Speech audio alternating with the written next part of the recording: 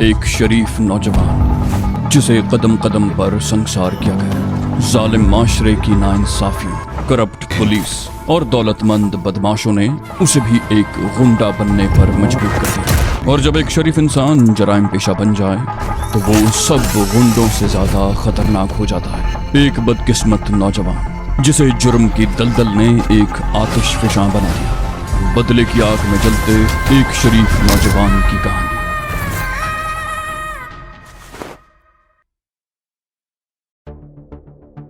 1.5 घंटे के बाद समीना हवेली पहुंच गई।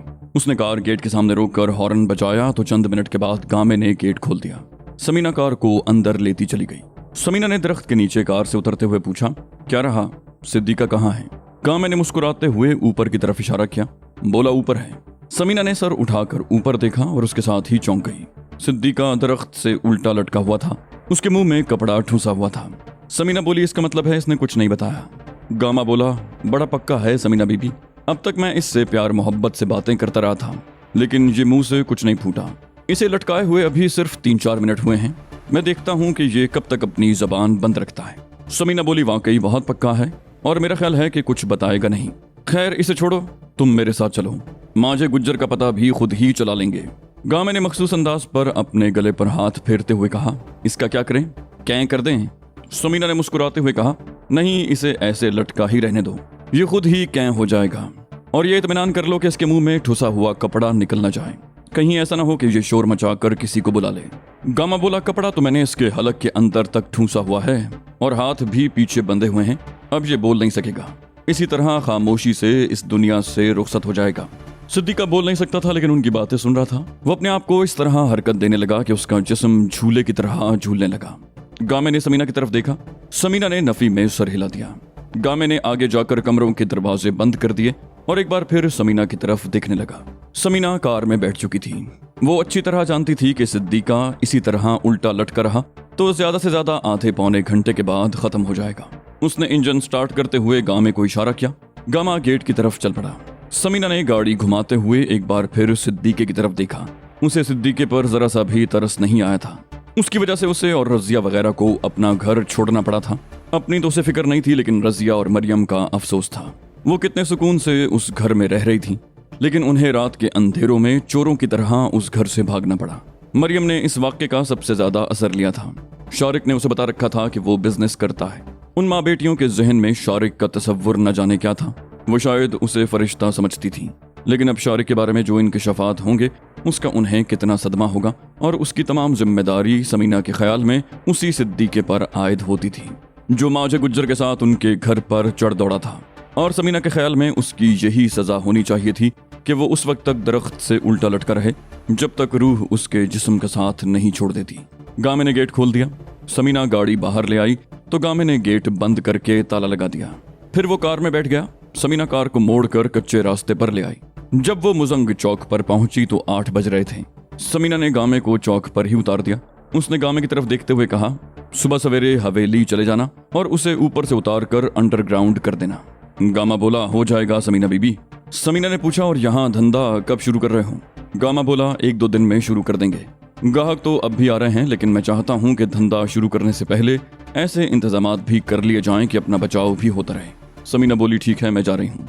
ये कहकर उसने कार आगे बढ़ा दी। समीना जब घर पहुंची तो 9:15 बज रहे थे। नौलखा कोठी के गेट के सामने ही मिल गया। परेशानी उसके चेहरे से वाज़े थी। समीना ने जैसे ही कार रोकी वो लपक कर उसके करीब पहुंच गया। समीना ने उसकी तरफ देखते हुए कहा, क्या बात है, तुम्हारे चेहरे पर 12 क्यों बज रहे हैं? नौलखा बोला, 12 न बजे तो और क्या होगा, तुम दोपहर से गई हुई हो, कहीं से टेलीफोन ही कर देती। सब लोग परेशान हो रहे थे। शारिक बाबू तुम्हें तलाश करने गया है, और वो जो है ना माजी और रजिया, वो तो बहुत ही परेशान है। तुम जरा अंदर चलो, माजी तुम्हारी खबर लेती हैं। समीना ने कार से उतरते हुए कहा, सॉरी नौलखे भाई। नौलखे ने उसे घूरा। बोला, अंग्रेजों की तरह सिर्फ एक लफ्ज कह देने से बात खत्म नहीं हो जाती, तुम्हें तफसील से बताना पड़ेगा कि कहाँ गायब थी। समीना ने मुस्कुराते हुए कहा, पता है क्या हुआ, मैं मुजंग से गामे को साथ लेकर सिद्दीके की तलाश में गई थी। उसे बागबान पूरे से उठाकर हवेली पहुंचाया। वापस आ रही थी कि समनाबाद मोड़ के करीब डैडी से मुलाकात हो गई। बाप के बारे में बात करते हुए समीना के होंठों की मुस्कुराहट गायब हो गई। फिर बोली, बड़ी मुश्किल से डैडी को टाला। फिर माल रोड के एक रेस्टोरेंट में बैठी थी कि 2 गुंडों ने माल गनीमत समझकर मुझ पर कब्जा करना चाहा। उन्हें गुलबर्ग नहर में नहाने के लिए छोड़कर दोबारा हवेली गई। वहां से गामे को लेकर मुजंग छोड़ा और अब यहाँ आई हूँ। नौलक्खे ने पूछा, सिद्दीके ने कुछ बताया या नहीं? समीना बोली, कुछ भी नहीं, लेकिन माचे गुज्जर का पता अब मैं खुद मालूम कर लूंगी। वो मजीद कुछ कहना चाहती थी कि रजिया भी गेट से बाहर आ गई। उसने गेट पर खड़े खड़े शिकायतों के दफ्तर खोल दिए। समीना बोली, अच्छा चलो अंदर चलकर बात करते हैं। माँ जी कहाँ हैं? रजिया ने ऊपर दिखते हुए कहा, वो ऊपर टेरिस पर बैठी हुई हैं। समीना और रजिया अंदर आ गईं। वो रुके बगैर सीढ़ियां चढ़ती हुई ऊपर वाली मंजिल के टेरिस पर आ गईं। टेरिस बड़ा खूबसूरत था। तीन अतराफ में छत के किनारे पर तकरीबन 4 फुट ऊंची ग्रिल लगी हुई थी, जिसके साथ साथ पौधों के गमले रखे हुए थे। टेरिस पर आने वाले दरवाजे के ऊपर ट्यूबलाइट रोशन थी। 5-6 गार्डन चेयर्स पड़ी हुई थी। एक कुर्सी पर मरियम बैठी हुई थी। उसके चेहरे के तासुरात से लगता था जैसे वो समीना से नाराज हो, और जब उसने जबान खोली तो समीना के इस ख्याल की तस्दीक हो गई। समीना कुर्सी के सामने जमीन पर घुटने टेक कर बैठ गई और उसने अपना सर मरियम की गोद में रख दिया। मरियम ने उसके सर पर हाथ फेरा। समीना ने सर उठाते हुए कहा, मुझे मालूम नहीं था कि आप लोग मेरे लिए इतना परेशान होंगे। मुझे अफसोस है कि मेरी वजह से आपको परेशानी उठाना पड़ी। मरियम बोली, कल रात जो कुछ भी हुआ था उसके बाद तुम सोच सकती हो कि तुम्हारे इस तरह गायब रहने से मैं कैसे चैन से बैठ सकती थी। समीना बोली, वाकई गलती मेरी है। मुझे कहीं से टेलीफोन कर देना चाहिए था ताकि आप लोग परेशान ना होते। मरियम ने कहा, शारिक तुम्हें तलाश करने के लिए पता नहीं कहाँ गया है। समीना बोली, उसे मुजंग से पता चल जाएगा कि मैं घर पहुंच गई हूँ, वो भी जल्द वापस आ जाएगा। फिर वो उठकर रजिया की तरफ देखते हुए बोली, ये शादा क्या कर रही है? खाना तैयार हुआ या नहीं? बड़े जोर की भूख लग रही है। रजिया ने कहा, मेरा ख्याल है वो किचन में ही है। भूख तो मुझे भी लग रही है, चलो चलकर देखते हैं कि वो क्या कर रही है।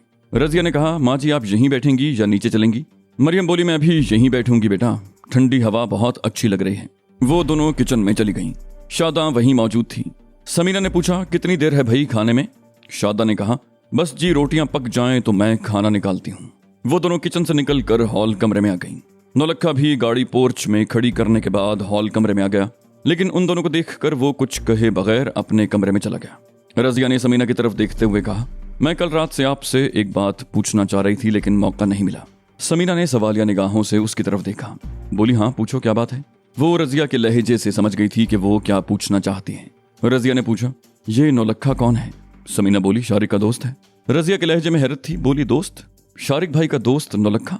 समीना ने कहा, जब तुम शारिक के दूसरे दोस्तों से मिलोगी तो तुम्हें मजीद हैरत होगी। वैसे एक बात तुम्हें बता दूं, शारिक के जितने भी दोस्त हैं सबके सब निहायत मुखलिस और बेहद वफादार हैं। ये लोग शारिक के लिए जान देने को भी हर वक्त तैयार रहते हैं। वैसे इन सब में एक और ऐसा रिश्ता भी है जिसमें ये लोग आपस में बड़ी मजबूती से बंधे हुए हैं। रजिया ने उलझी हुई नजरों से उसकी तरफ देखा। बोली, वो कैसा रिश्ता? समीना बोली, तुम अभी इस बात को नहीं समझ सकोगी। वैसे शारिक के बारे में तुम्हारा क्या ख्याल है? रजिया बोली, एक बहन के अपने भाई के बारे में क्या ख्यालात हो सकते हैं, लेकिन आपने ये बात क्यों पूछी? समीना के मुंह से बेख्तियार गहरा सांस निकल गया। बोली, बस कुछ नहीं। रजिया ने कहा, एक और बात पूछना चाहती हूँ। फिर चंद लम्हों की खामोशी के बाद बोली, आपका शारिक भैया से क्या नाता है? मेरा मतलब है। समीना ने मुस्कुराते हुए कहा, मैं समझ गई, हम दोनों एक दूसरे के दोस्त हैं, बहुत गहरे दोस्त, लेकिन इससे आगे कुछ मत पूछना। रजिया बोली, चलिए दोस्ती के बारे में कुछ नहीं पूछती, लेकिन ये तो बताइए कि आपका घर कहाँ है? मेरा मतलब है आपके वालिदैन। समीना ने गहरा सांस लेते हुए कहा, मेरे वालिदैन लाहौर में ही हैं, लेकिन कुछ अरसे से नाराजगी चल रही है, इसलिए आजकल मैं तुम्हारे भैया के साथ ही हूँ। रजिया के मुंह से बेख्तियार निकला, कब तक? समीना बोली, जब तक हालात इजाजत देंगे। उनकी गुफ्तगू का यह सिलसिला अभी जारी ही था कि शारिक भी पहुंच गया। उसने बिला इत्तला गायब रहने पर ज्यादा बरहमी का इजहार न किया। वो सोफे पर ठीक से बैठ भी नहीं पाया था कि शादा ने खाना लगने की इत्तला दी। वो लोग उठकर डाइनिंग रूम में आ गए।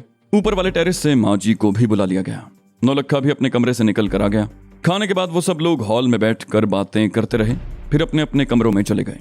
ऊपर वाला कमरा रजिया और मरियम को देने के बाद शारिक ने नीचे नौलक्खे के साथ वाले कमरे पर कब्जा जमा लिया। उस वक्त समीना भी ऊपर ही गई थी।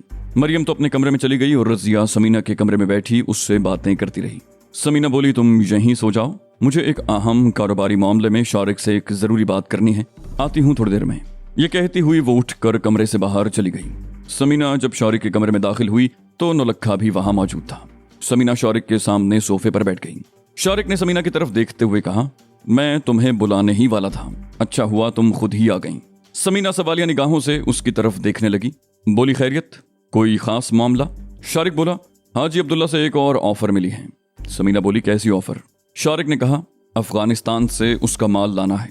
उसने आज तक जितना भी माल मंगवाया है ये उसकी सबसे बड़ी खेप होगी। ये माल दरअसल शुमाली अफगानिस्तान से लाया जाएगा, जो वादी पंजशेर में वाक़े एक गैर मारूफ बस्ती के करीब एक कलानुमा पुरानी इमारत में पहुंचा दिया जाएगा। वहां से आगे ये माल हमें पेशावर और फिर कराची पहुंचाना होगा। समीना बोली, इसका मतलब है कि करोड़ों का माल होगा। शारिक मुस्कुराया, बोला, उससे भी ज्यादा। समीना बोली, पिछले ट्रिप में हाजी अब्दुल्ला ने हमें जो ट्रिप दिया था वो ऐसा था जैसे तुम्हें खुश करने के लिए तुम्हारे हाथ में टॉफी थमा दी हो, लेकिन अब सूरत हाल मुख्तलिफ होगी और हमें सारा मामला पहले ही तय करना होगा। शारिक ने कहा, कल रात समनाबाद वाले मकान में मेरी और हाजी की मुलाकात होगी, उसमें यही मामला तय किया जाएगा। समीना ने कहा, ठीक है, मैं भी तुम्हारे साथ चलूंगी। जो भी कमीशन तय होगा उसका कुछ हिस्सा उसे एडवांस में देना होगा। शारिक ने उसे घूरा, बोला, क्या तुम हाजी अब्दुल्ला को बेवकूफ समझती हो? समीना ने कहा, बेवकूफ हाजी अब्दुल्ला नहीं तुम हो। बहरहाल इस वक्त मुझे नींद आ रही है, कल दिन में किसी वक्त बात होगी। शारिक ने उसकी तरफ देखते हुए कहा, सिद्दीके का क्या करोगी? गामे ने बताया था कि उसने उसे दरख्त से उल्टा टांग दिया है। समीना बोली, वो अब तक वहीं लटका हुआ है। मैं सुबह सवेरे गामे को लेकर हवेली जाऊंगी, उसका इंतजाम करने के बाद वापस आकर तुमसे बात करूंगी। समीना ऊपर चली गई। रजिया उसके बेड पर सो रही थी। समीना अभी तक पैंट शर्ट में थी। उसने बाथरूम में जाकर लिबास तब्दील किया और रजिया के साथ बेड पर लेट गई। कुछ ही देर के बाद वो भी नींद की आगोश में पहुंच चुकी थी। सुबह 6 बजे उसकी आंख खुल गई। उसने रजिया को झंझोड़ कर जगा दिया। चलो उठो, तुम्हें यूनिवर्सिटी जाना है। रजिया ने भी उठने में देर न लगाई। 8:30 बजे के लगभग उन दोनों ने इकट्ठे नाश्ता किया। फिर समीना ने कोठी के मुलाजिम खादिम को बुला लिया। बोली, देखो खादिम, तुम्हारी ड्यूटी आज से रजिया बीबी के साथ है। तुम इसे यूनिवर्सिटी लेकर जाओगे और जब तक इसकी छुट्टी नहीं होती वहीं रुक कर इंतजार करोगे। और एक बात जहन में रखना, रजिया की हिफाजत तुम्हारी जिम्मेदारी है। इसे किसी तरह का नुकसान नहीं पहुंचना चाहिए। खादिम ने कहा, बेगम साहिबा, खादिम की लाश पर से गुजर कर ही कोई रजिया बीबी तक पहुंच सकता है। समीना ने मुस्कुराते हुए कहा, गुड। सुर्ख शराड रजिया के इस्तेमाल में रहेगी और उसे तुम ड्राइव करोगे। मैं एक बार फिर कह रही हूं कि तुम रजिया की हिफाजत के लिए इसके साथ रहोगे। खादिम बोला, समझ गया बेगम साहिबा, आप फिक्र न करें। समीना बोली, ठीक है, तुम जाओ, गाड़ी चेक करो, रजिया आ रही है। खादिम के जाने के बाद वो रजिया की तरफ देखते हुए बोली, जाओ तुम भी अपनी तैयारी करो। रजिया बोली, मुझे डर लग रहा है समीना बीबी। समीना ने उसे घूरते हुए कहा, किस बात से डर लग रहा है? रजिया बोली, परसों रात जो वाकया पेश आया था। समीना ने उसकी बात काटी, बोली, उसे भूल जाओ, वो जो कोई भी थे तुम्हें नहीं पहचानते और फिर खादिम को इसलिए तुम्हारे साथ भेजा जा रहा है कि अगर खुदा न खास्ता कोई ऐसी वैसी बात हो गई तो वो तुम्हारी हिफाजत करेगा। अच्छा अब तुम जाओ, देर हो रही है तुम्हें।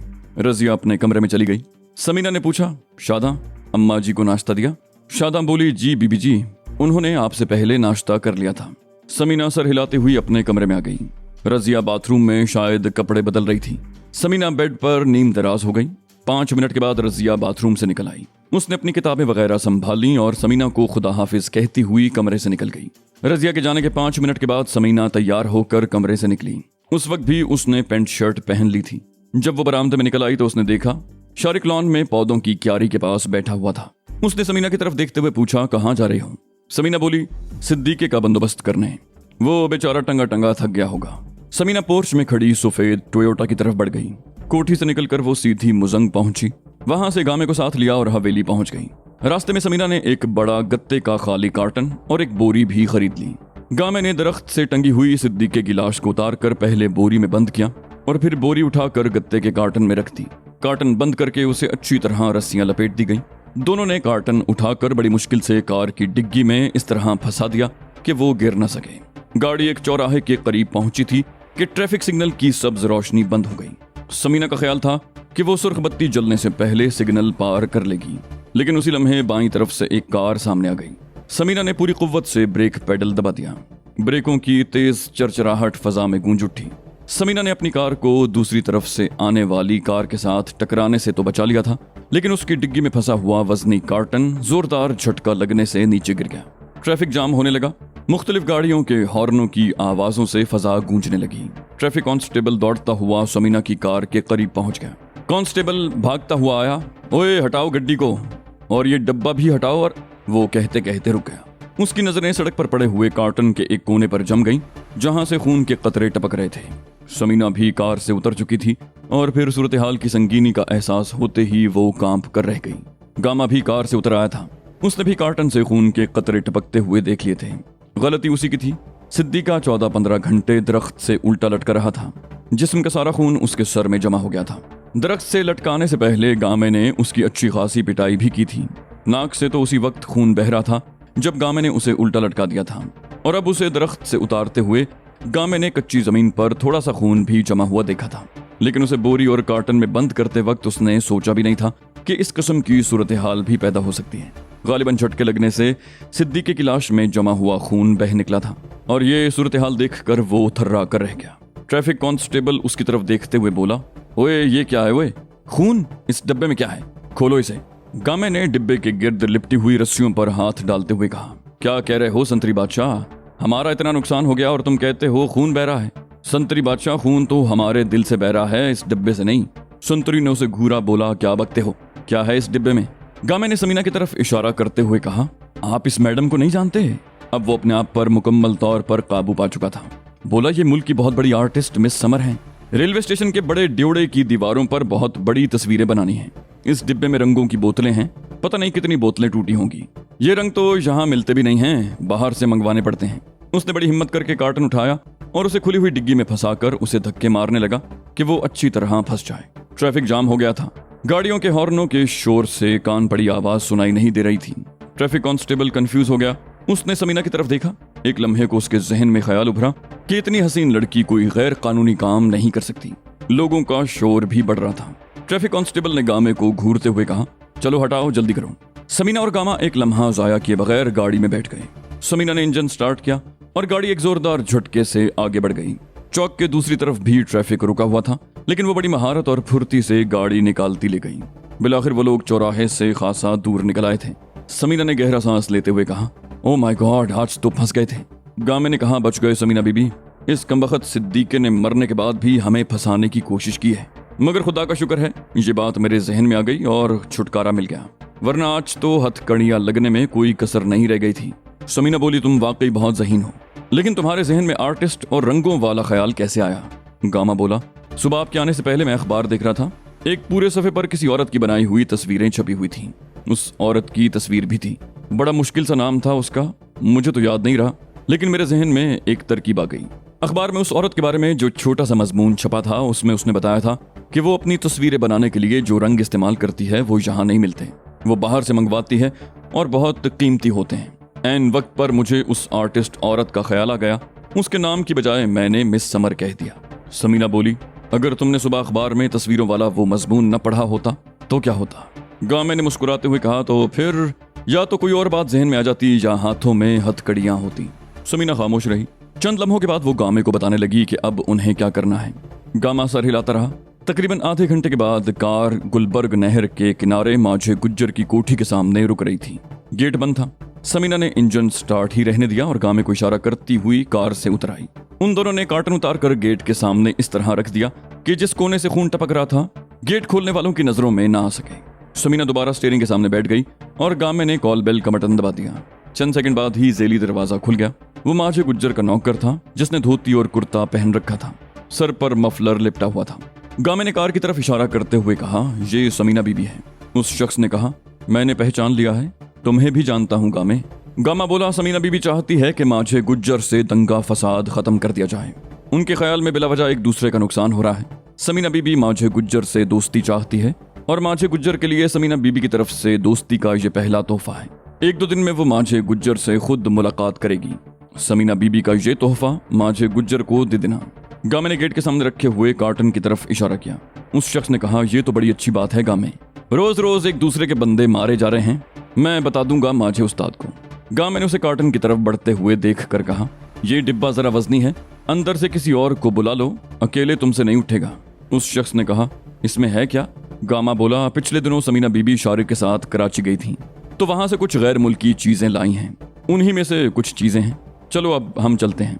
माझे उस्ताद को सलाम कहना और ये भी बता देना कि ये तोहफा देने के लिए समीना बीबी खुद आई थी। उस शख्स ने जवाब दिया, तुम फिक्र ही ना करो, मैं बता दूंगा। गामा कार की पिछली सीट पर बैठ गया। समीना ने उस शख्स की तरफ देखकर मुस्कुराते हुए हाथ हिला दिया और गाड़ी आगे बढ़ा दी। चंद ही मिनट के बाद उनकी कार माझे गुज्जर की कोठी से बहुत दूर जा चुकी थी।